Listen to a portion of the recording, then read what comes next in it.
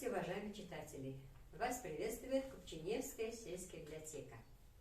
8 сентября в Башкортостане отмечается один из самых ярких, красивых праздников – День национального костюма.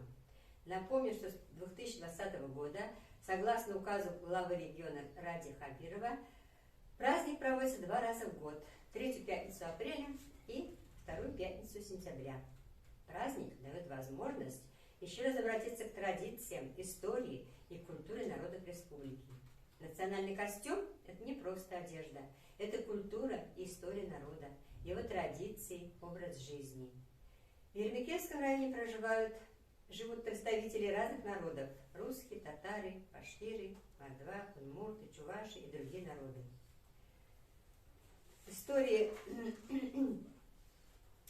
И в деревне Купчине проживают удмурты. Это единственная деревня в Ермекельском районе. И мы сегодня расскажем об удмуртском национальном костюме. История появления костюма много неожиданного поучительного. Она была нужна человеку для защиты от непогоды, в то же время являясь своеобразным знаком отличия. При создании одежды человек выражал свои представления об окружающем мире, его опасностях, о добре, красоте. Какую бы историческую эпоху мы ни взяли, одежда будет отличать людей разных национальностей. У нас сегодня в гостях председатель Национально-культурного центра Удмурта Башкортостана в Ермекельском районе Анастасия Николаевна Вождаева, наша тетя Настя, и ученица родного языка Антонова Гулия Алексеевна. Вам слово. Здравствуйте. В Республике Башкортостан проживает более 25 тысяч удмуртов. Создали Удмуртский центр благодаря нашему энергичному, любящему свой народ человеку с большой душой, с такой большой энергией, который нас всех собрал. Галямшин Ренат Бектимирович. Во всех районах был созданы национально-культурные центры, начиная с Балтачевского, Янаульского, Бурайского, Кушналенкова, Чекбагуш, Илишевский район. В Татышлинском районе создали национально-культурный центр удмуртов. Под его руководством был создан пионерский лагерь Усточкар. На удмуртском языке стала выходить газета «Ошмес». Краеведческий, большой, красивый, очень интересный краеведческий музей, где работает в данный момент Самигулова Ирина Мулаяновна. Созданы фольклорные ансамбли. Все мероприятия проходят все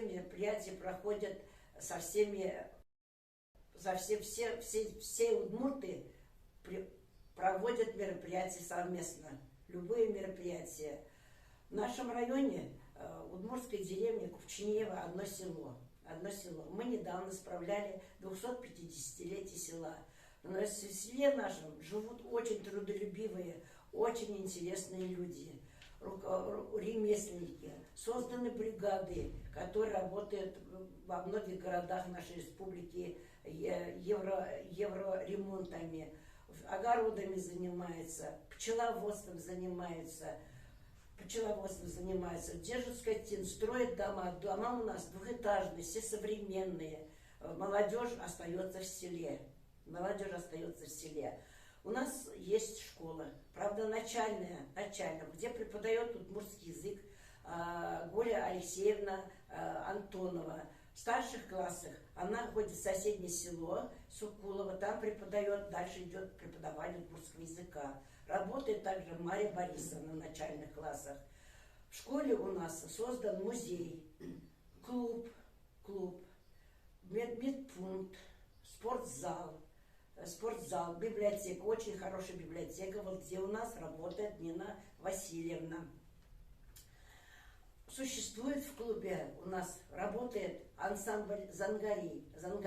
Этому ансамблю от роду 72 года. Идет 4-е поколение ансамбля. Самые старшие позапрошлом году только до 90 лет пели, плясали у нас, играли на музыкальных инструментах. Самые старые у нас Ефросинья Николаевна Макарова. Сейчас у нас в данный момент 4-е поколение. Мы ездим в разных городах, бывали на финно-угорских фестивалях. в Ижевск, в районной республике Удмуртия. Еще хочу сказать, что очень интересно, вот ведет уроки у нас Гуля Алексеевна Антонова. И вот сегодня она у нас будет говорить о удмуртском костюме. В зависимости от территории проживания удмуртов различают северные и южные комплекты национальной одежды удмуртов. Имеется несколько комплектов. Это повседневный, рабочий, то есть называется он по-другому, также праздничные и обрядовые комплекты. Одежда южных удмуртов известна в 5 вариантах. Это, собственно, южноудмуртский, калмыцкий, завятский, закамский, бавлинский. И 3 последних относятся к удмуртам, живущим за пределами Удмуртии. Костюм удмуртов, проживающих в деревне Купченеево, относят к бавлинской группе. Бавлинский костюм южных удмуртов, проживающих за пределами Удмуртии, похож с костюмами удмуртов, проживающих в Удмуртии. Хотя и жители деревни Купченеево жили исторически, долго живут вдали от своих корней, исторической родины, и одежда одна как самая как быстро изменяющийся элемент материальной культуры со временем видоизменяется и приобретает особые черты. Сегодня мы покажем вам именно бавлинский комплект национальной одежды, куда входят это дерем, туникообразного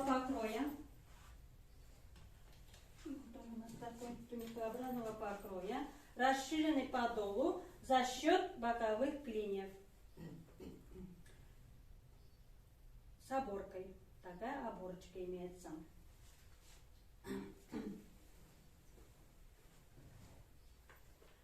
Дальше также мы можем увидеть здесь муресась. Вот он. Такое полотно 4-угольное, которое сшито из разноцветных полосок. На нем мы видим пришиты монетки серебряные, то есть они украшены именно монетками и вышивкой.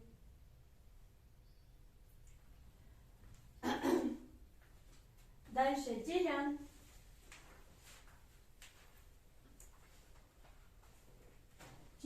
Черный зипун, то есть распашной кафтан из черного сатина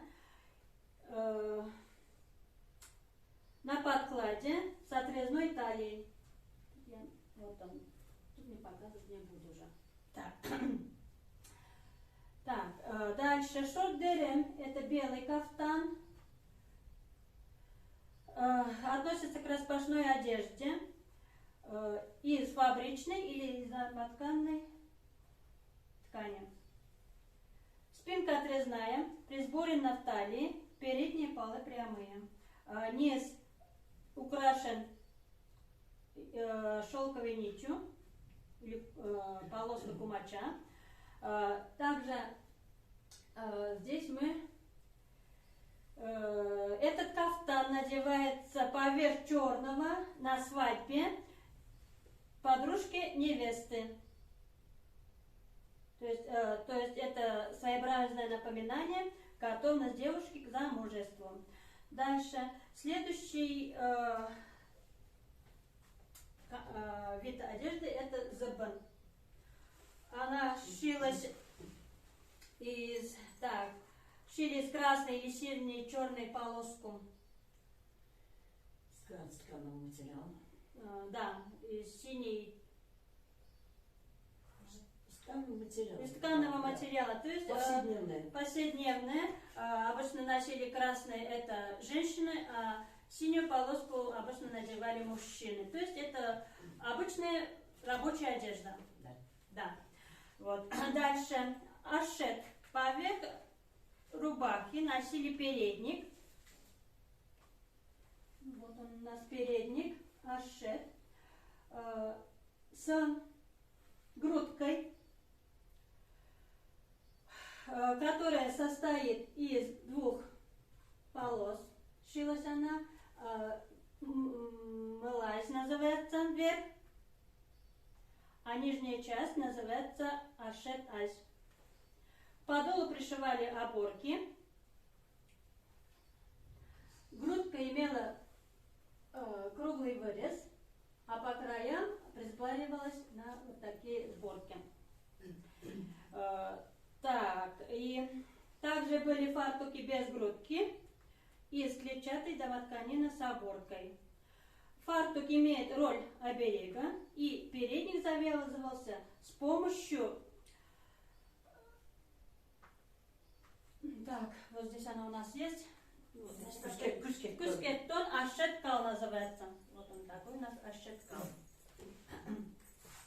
На платье вот они делались на ткацком станке, собирались вот такие красивые. Вот они вот здесь разные у нас. Вот такой широкий и вот такие узкие. О широком еще немножко дальше расскажу. Так. Также костюм без украшений. Да, ведь? В качестве украшений служили чертакертет. Чертакертет, то есть маниста. Это нагрудная подвеска из крупных монет. Ниже нее подвешивали калогы, то есть нагрудное украшение из двух рядов, которые состоят. Чертакертет делались из более крупных монет, а калога, она уже были монеты чуть поменьше, мелкие монеты. Калогутьмар, чересплечная маниста,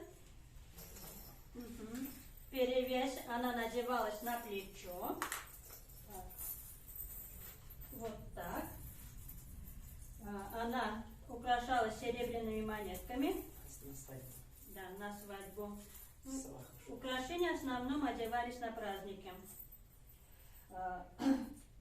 Здесь серебряные монеты, здесь можно, то есть и царские рубли, то есть то, что можно было прикрепить. Так, ракушки, да. То есть в результате получается вот такой сплошной каскад из монет, что у нас бутьмар, калабутьмар или маниста, которые на груди. Изделие играло роль оберега, талисмана, то есть защищающего от дурного глаза. Чистой силы. От нечистой силы. Так.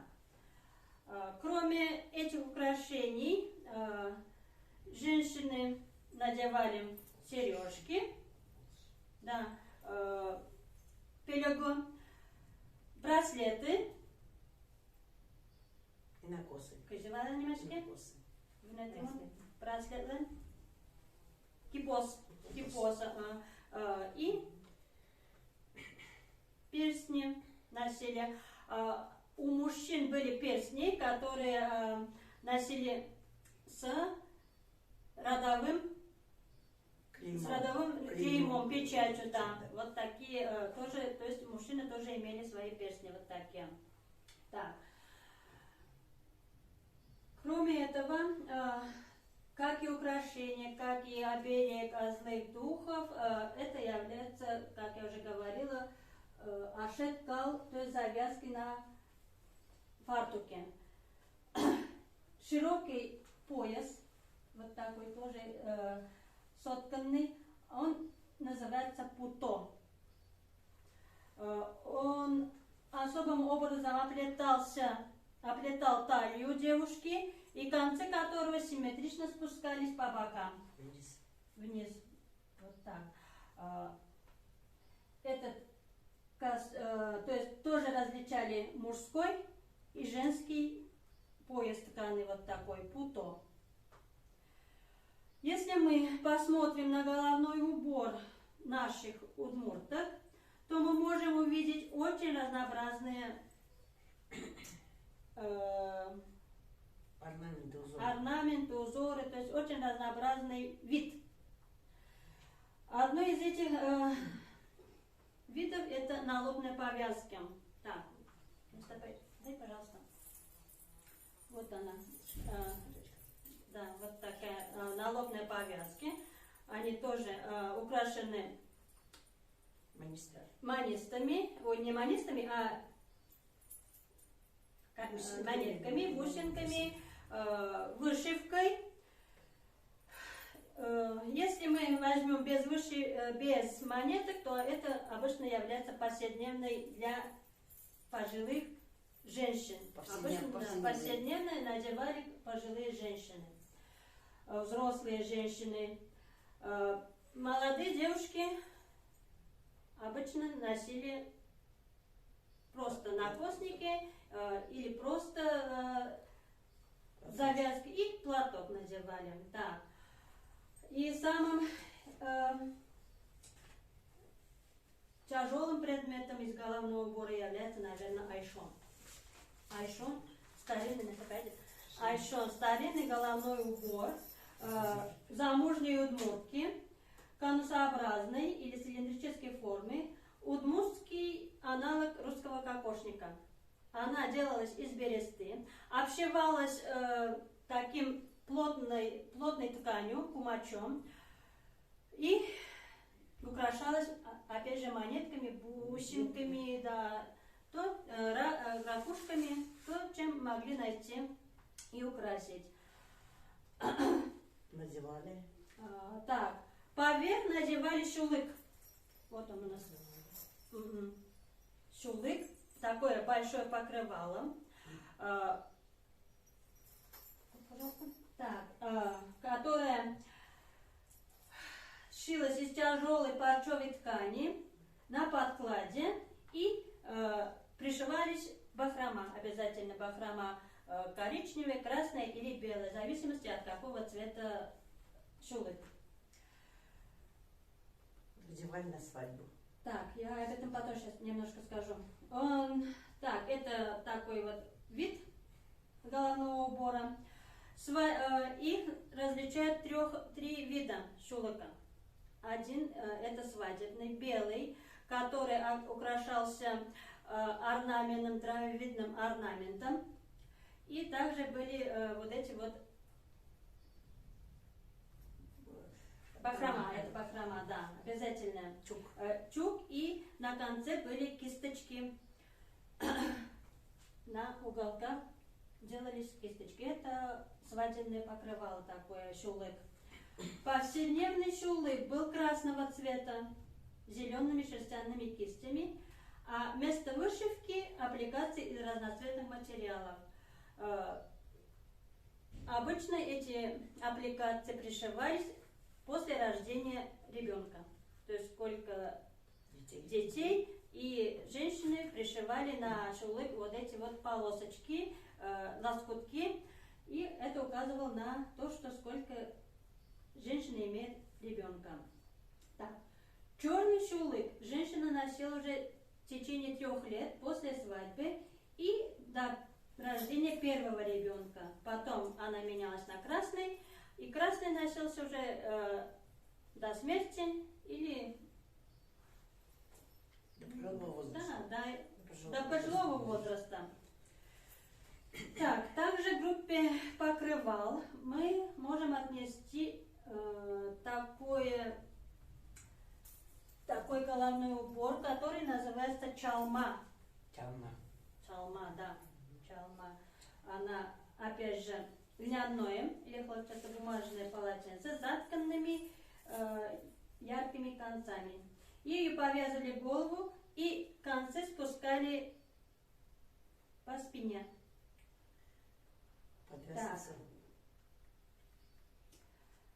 Так, сложенная двое, она закреплялась на голове. Вас буду показывать. А конец прикреплялась булавками. Вот так она надевалась. И внизу она прикреплялась поясом. Да. Вот так, чалма. Чалу носили только замужние женщины, и потом 50-55 лет их заменяли холщовой шапочкой. Так. Основной, нетипичный для южноудмуртского костюма удмуртского является свадебный костюм, костюм, который надевали на свадьбу подруги невесты. И здесь мы опять же видим такой комплект, который состоит из тетяк кышет. Вот он наверху у нас тетяк кышет. Это большой платок полушалок, который завязывается на макушке вот таким большим бантом. Вот здесь он у нас есть, и вот здесь на кукле его тоже можно видеть. Вот этот тятяк, бантик, тятяк называется. Здесь же в этом костюме есть такой налобная повязка укотук, которая с длинными кистями из позуметной нити, деревянными винтообразными подвесками, перевиты позуметной нитью, которая надевалась поверх вот этого платка под бантиком. Чатякула. Так. Также вот это основное, наверное, такое различие бавлинского костюма, к которому мы относим жителей деревни Купченева. И я сейчас вот хочу показать, как одевались именно подружки невесты на свадьбу. Это вот у нас платье, любое, как они готовили вот, приданое себе. Поверх платья надевался вот этот вот черный делян. После деляна надевали манисты, муресаж, все, что там было, и поверх одевался шордерен, вот это вот белое, и она вот так вот красиво по бокам приподнималась. Вот так она красиво вот так поднималась. То есть дальше надевалась, обвязывали вот таким широким поясом путо. Она вот так вот красиво завязывалась и свисала, как-то по-особому завязывалась и свисала вот по бокам девушки. Так, красиво. Так, и на голову, вот как я уже говорила, надевался вот это вот широкий кошель с бантиком, тятяк, и укотук, который вот мы видим вот здесь на кукле. Так, ну, основной обувью являлся лапти, качество обуви. Так, она похожа на русский. Вот здесь у нас видно, да, ведь? Обувь, лапти. И лапти привязывались к ногам с помощью завязок, кутгозы, различались на мужские и женские. Женские обычно плелись из красно-черных нитей, а мужские из черных и белых нитей. Да, вот. Одевали также портянки, менял тон шушком, онучи, да, ведь онучи надевали на... Мужские в основном, да. Были мужские и женские. Они надевались на носки, тюлкопыт, который шился из шерстяной, да, зимой шерстяные, а весной, летом, наверное, они шились из домотканной ткани. Такой вот, домотканины. Дералась, да. Ну, обувь, лапти. В настоящее время у нас только это музейный экспонат, а обычно мы одеваем галоши, на праздник. Ботинки, туфли, да, вот это уже немножко ближе к нашей действительности. Так. Ну вот, наверное, и все, о чем я хотела вам сказать. Да, сегодня. И в заключение можно сказать, что удмуртский национальный костюм можно сказать, что он является уникальным, неповторимым и хранящим в себе подлинные черты культуры бавлинских удмуртов, а также всех удмуртов, проживающих в Удмуртии. Настюш, ты напомните еще что-нибудь? Расскажите. Ну, что рассказать? Вот это вот, значит, мордовские лапти, мама рассказывала, отличались. Семиличка говорили, этих вот таких, вот это место семи видов, семи, чтобы плетеный был семи. А шмен Шижемокут, чамсокут, женские поменьше, а мужские побольше. Да, то есть это размер определялся. И особенно зимой, когда холодно было, холодно, были сюда именно ставили дощечки, чтобы специально, чтобы ноги не мерзли, не намокли. Да. Рассказывают, когда возили двухколесных тележках на элеватор зерно, женщины во время войны по 2 мешка, они, говорят, ходили 40 километров, вот эти лапти туда пока не доходили, лапти изнашивались, они с собой брали, вот рассказывали, бабушка рассказывала, что еще одну пару лаптей они еще брали с собой. Вот такое было время. Время такое было тяжелое. Сейчас, сегодня, в данный момент, все у нас хорошо, видите, все есть. Ну, на сегодняшний день удмуртские платья никто не носит, не старается не носить. У нас фольклорный ансамбль Зангария. Мы стараемся восстанавливать, что было когда-то давным-давно. Начиная с мании, с платья. Именно только наши деревни клетчатые платья, значит, клетчатый пластик и клетчатые в клетку фартуки носят.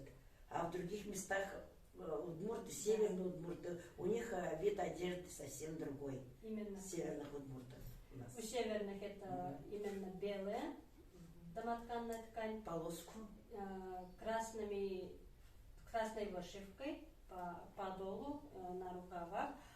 А вот южных удмуртов они уже пестрят там, разноцветные. А вот у нас, да, именно это клетку да, материал, именно, да. Именно в клеточку. И фартуки ашет, и платье у нас клетку. Это вот основная, наверное, отличительная черта. И ткали в то время тоже, ткали в клетку, вся одежда вот в клетку была, Да. клеточку, все, клеточку. Вот если посмотреть, почему именно в клетку, да, ведь? Да, никто не знает, не интересовался. А вот я предполагаю, что в клетку это не марка.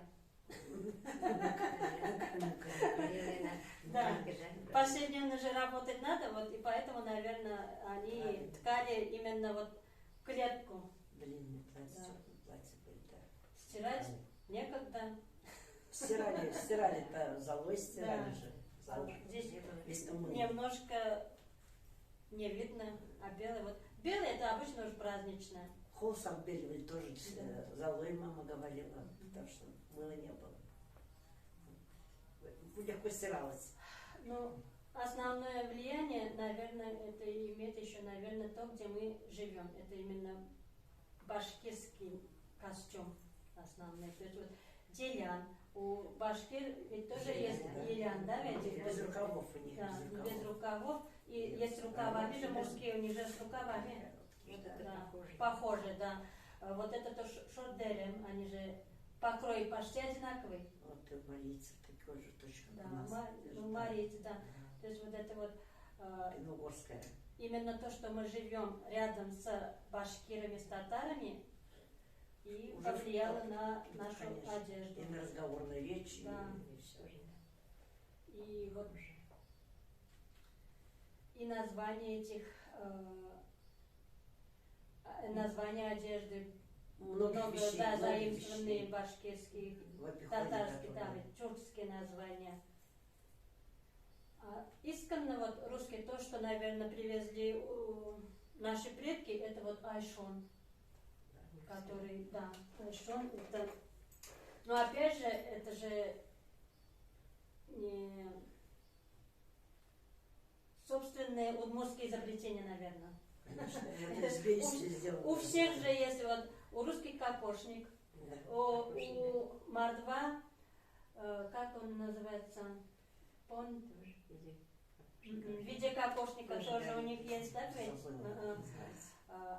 И вот еще у чувашей шапочки такие, да, ведь? Да, такие, А да. у остальных? Мы один момент забыли. Вот когда вот на свадьбу же, раньше это было, когда на сваты девушку шли домой, значит, к ним сваха,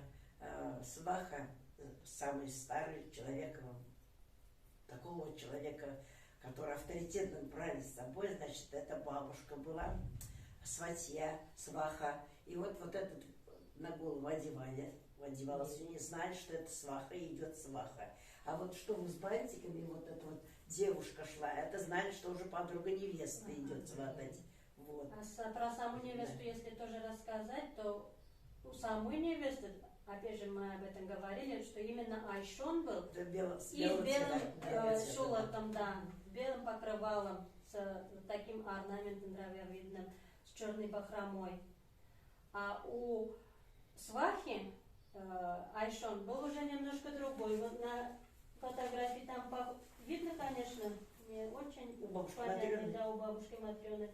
Там она вот как раз уже с теми лоскутками. которые именно Да, должны то, что были она быть. уже показывает, что Должны она быть, женщина, да, должны да ведь? быть, да. А вот древо жизни, она указывает то, что только жизнь нарождается, наверное, Конечно. да ведь? Вот здесь вот мы видим Очень вот это, интересно, да. конечно, было это. Это, конечно, самое, наверное, тяжелое, то, что было на голове. Конечно. Вот здесь Высокий показывает большой. высокий. Да, в зависимости от этого уж, наверное, какую бересту, наверное, находили. Но все это мое предположение. Я не... Все было сделано же из бересты. Да, береста. Или через берестой даже. Мгм. Вот мы стараемся сохранять обычаи, традиции наших предков. И огромная ценность традиций и обрядов, обычаев в одежде в том, что они свято хранят и воспроизводят духовный облик того или иного народа, его уникальные особенности. Благодаря традициям, обычаям, обрядам, один народ наиболее всего отличается от другого. Чтобы детям передать все это надо, чтобы Да. молодому поколению, молодому На этом, поколению. наверное, все у нас, да? Спасибо. Спасибо за внимание. Мгм.